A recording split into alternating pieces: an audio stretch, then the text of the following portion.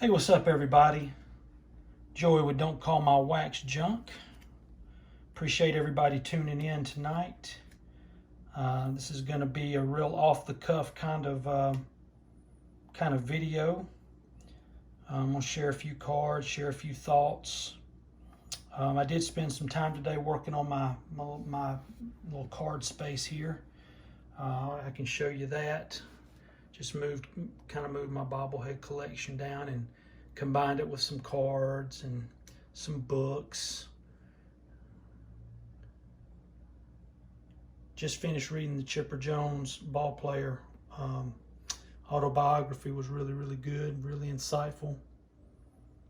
He was very raw and honest, specifically about his personal life, which I thought was refreshing. No excuses made, just raw and honest. I dug that. Guys, like many of you, I spent Sunday evening watching the documentary, the ESPN 30 for 30 called Long Gone Summer, which was, namely about the home run race between Mark McGwire and Sammy Sosa. Sammy Sosa, who would become the MVP in 1998, despite finishing second in home runs to Mark McGwire's, at that time, record-setting 70 home run performance. And guys, look, we're going to share some opinions, and that's all they are, really. I think we all have our own thoughts and opinions about this subject, about this particular season and the seasons that came after, the steroid era, and that's fine. A lot of us are going to share the same opinion.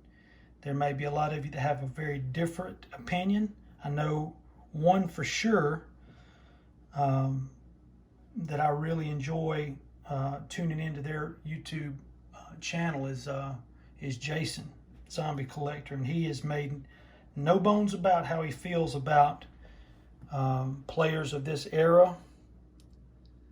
Here's the black gold from 93, McGwire. And, baseball purists are going to have one take. So-called baseball realists or people that just understand that this was a problem that was rampant throughout the game may look at it a different way. I thought the documentary was really good in capturing kind of the romanticism that had been established that year between the fan and the home run, because if you were any kind of age in 98, you understood what that season did for the game of baseball. Coming off the heels of the 94 strike, it really, I believe, made the country fall in love with baseball again.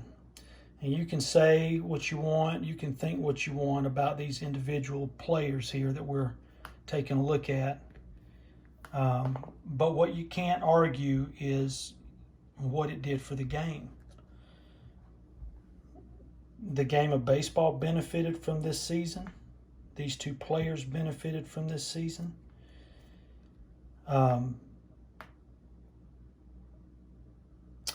And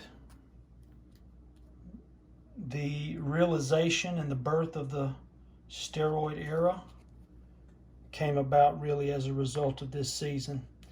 If we remember, it was really towards the end of the season when when it became very clear that one or both of these guys had a legitimate shot at breaking Roger Maris's single season record. And a reporter was interviewing Mark McGwire at his locker and saw this bottle of Androstenedione and just asked him what it was. And, McGwire told him it's just a supplement that he takes. You can buy it in any nutrition store, over the counter. And he was correct. He was not breaking any rules at the time. Matter of fact, I don't think Andros Stendione was even made illegal in Major League Baseball until like 2003. But nonetheless, that kind of started the cloud over, I guess, the legitimacy of the home run record. It's a good-looking Sosa rookie, 90 leaf. Boy, these things are red hot right now.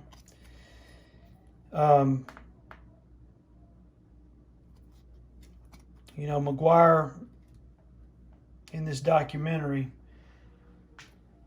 talked a little bit about, you know, the stuff he was taking and the mistake that he made. And of course, you know, he also sounded a little obnoxious, I guess is the word, basically saying that he didn't need anything to hit 70 home runs, that he was born, in his words, born to hit home runs. To see his swing, especially his swing in 98, kind of hard to argue that. But regardless, we still don't hear Sammy Sosa, though his name has been linked to the use of these performance-enhancing drugs. He still, you know, still isn't admitting to anything. If you remember when he testified in front of Congress during the Mitchell Report hearings, all of a sudden he couldn't speak English, and you know, it just, you know, wasn't a good look. Wasn't a good look. But I wonder, guys, if we're picking and choosing, and I say we're meaning baseball fans, baseball writers, are we picking and choosing now who we're going to forgive and let into the Hall of Fame, and who we're going to continue to hang and dangle this whole performance-enhancing drug stigma over? And it's kind of to the point where is it fair? I mean, I know I can already hear some ranting and raving. I can feel some blood pressures going up out there when I use the word fair and talking about these players. But let's just take a look at some current Hall of Famers that have gotten in. Are we ready to admit that guys that have already gotten into the Hall of Fame were also suspected of using performance-enhancing drugs? Not only suspected, but by Jeff Bagwell's own admission, he used the same Andros Stendione that Mark McGwire was using in 1998. How about Pudge Rodriguez? First ballot, no less. Now, granted, I think he only got in with, 77% of the vote, 76% of the vote, but it was still good enough to get in on the first ballot. And when Pudge is asked about his experience with performance-enhancing drugs, if he had any experience, Pudge Rodriguez says only God knows. What does that mean? It's not really answering the question. Are we picking and choosing who we're going to forgive or who we're going to overlook?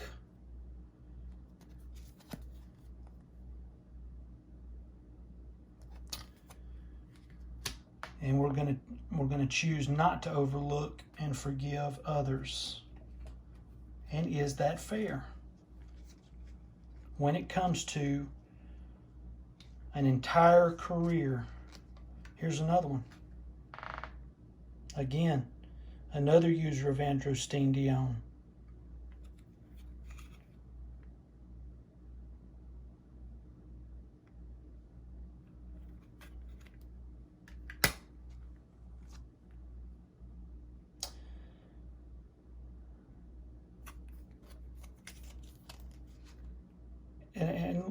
let me put this thought out there too, guys. You know, obviously we know about the players that were very well known, that were superstars. Were these guys superstars before they were suspected of using performance-enhancing drugs? What about all of those players who tried and were found guilty of using them, that it did not benefit? They didn't become household names. Performance-enhancing drugs did not do for them what they thought it would do for them. So is it fair to say at that point that maybe the guy was really, really good? Maybe the guy was great before using these performance-enhancing drugs. There's a story that Babe Ruth himself injected himself with some kind of extract from, of all things, sheep testicles. I will say that again, sheep testicles, because he believed that it would give him more power. And to cover it up, the Yankees referred to it as another one of his great belly aches. Ty Cobb would sharpen his spikes to put fear in the hearts of anybody covering a base he was trying to steal, that he would spike them, hurt them. That's gaining an advantage, correct? Or am I wrong there? Gaylord Perry has walked us through in great detail how he would doctor baseballs. Does that not give him a competitive advantage? Are we picking and choosing who we're going to forgive and who we're going to continue to vilify? It was because of that summer of '98. And guys, I remember exactly where I was the night that Mark McGwire hit number 62. I was a freshman in college, and I was standing in my apartment, standing at the television. I wasn't sitting on the sofa. I was standing inches away from the television, even though I could hear my grandmother in the back of my mind telling me that it'll ruin my eyes. That's the way you'll ruin your eyes. I was standing inches from the television because I was that captured by what was going on. It was literally must-see TV every night. And guys, I venture to compare the 1998 home run chase. I compare what those two men, pronouns, Sammy Sosa and Mark McGwire, what these two men did for baseball in 1998. I compare that to what Babe Ruth did for baseball following the 1919 Black Sox scandal, where men were literally losing on purpose for financial gain and profit. It's the whole reason that gambling is looked at as such a serious, no tolerance criminal act in baseball now, is because of what the Chicago White Sox did or were accused of doing in 1919. But Babe Ruth, with his power, with his presence, brought the people back because he did something that no one else was doing. He hit home runs. And these two guys did the same thing. They used the home run to make people who were jaded fans after the 94 strike, when fans looked at players and owners, much like we're looking at players and owners right now, as greedy, as selfish individuals who are only concerned with the bottom line, their bank account, that they are willing to deprive the fan of the game of baseball that we all love so much. It's the same things happening right now, the same feelings. But in 98, those fans came back. They came back because of the home run. And they came back because of the relationship, the very clear relationship that existed between these two guys who loved the game, who loved each other. They brought baseball out of the last remaining funk that the 94 strike still had on the game. And I think that that particular season really had a big impact on Barry Bonds, because what Barry Bonds saw in 1998 were two players that were taking his spotlight, so to speak, who were not as good as he was naturally skilled and gifted. Sorry, that's my boy. They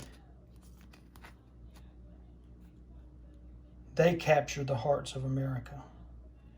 And Barry Bonds was an afterthought for a time.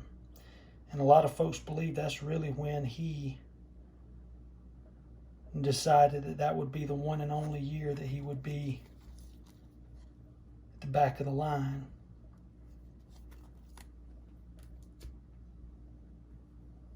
"762 home runs, 7 MVPs, including 4 in a row. Players of his generation say he's the best baseball player they ever played against. Are we picking and choosing who we're going to forgive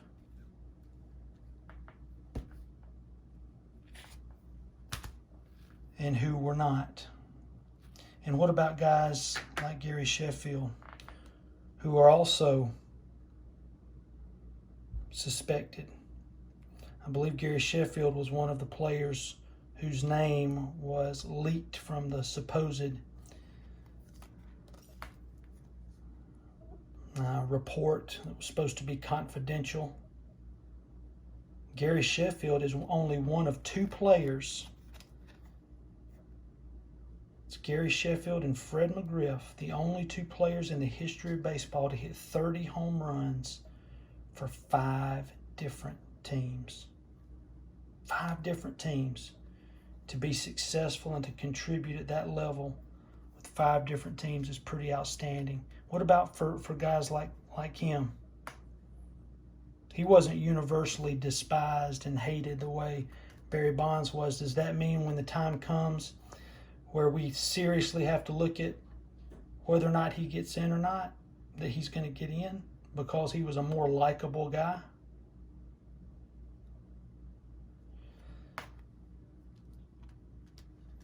You got Sosa with 609 home runs. You got Mark McGwire, 583 home runs. I mean, these guys were among their generation first ballot Hall of Famers at the time. And if we're willing to forgive some, should we be willing to forgive all? and respect the ability, respect the skill. I don't know, guys. I have a hard time with that, I guess, because in my profession, which is education, you know, one of the things that we are taught above all is to be consistent. We don't play favorites. What's good for one is good for all. We don't treat any students differently for any reason.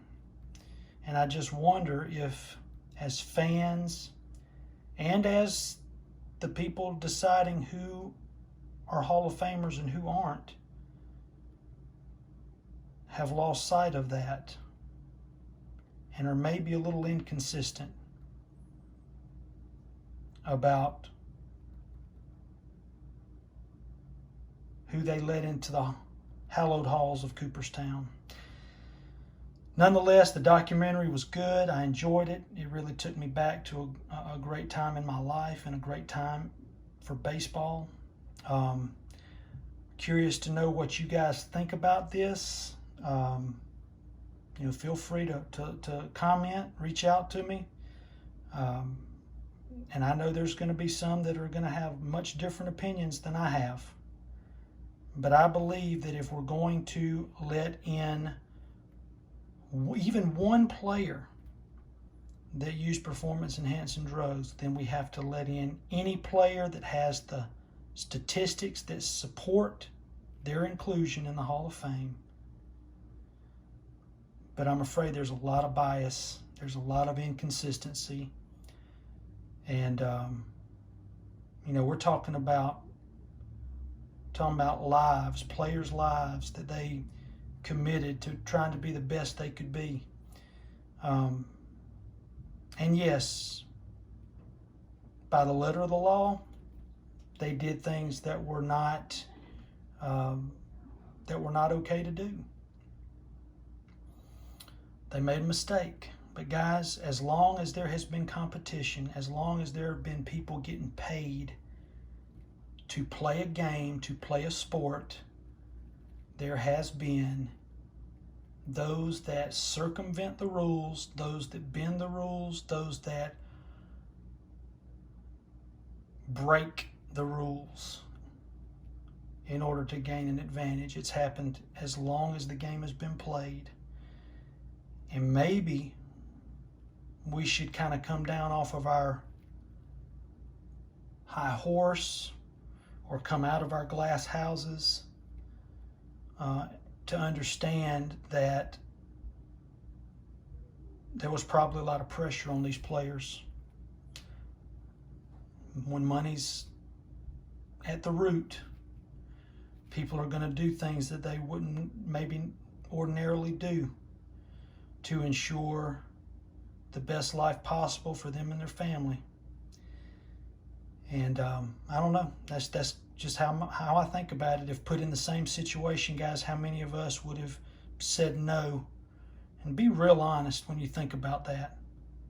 Take what your personal feelings are about the player. Put yourself in their shoes.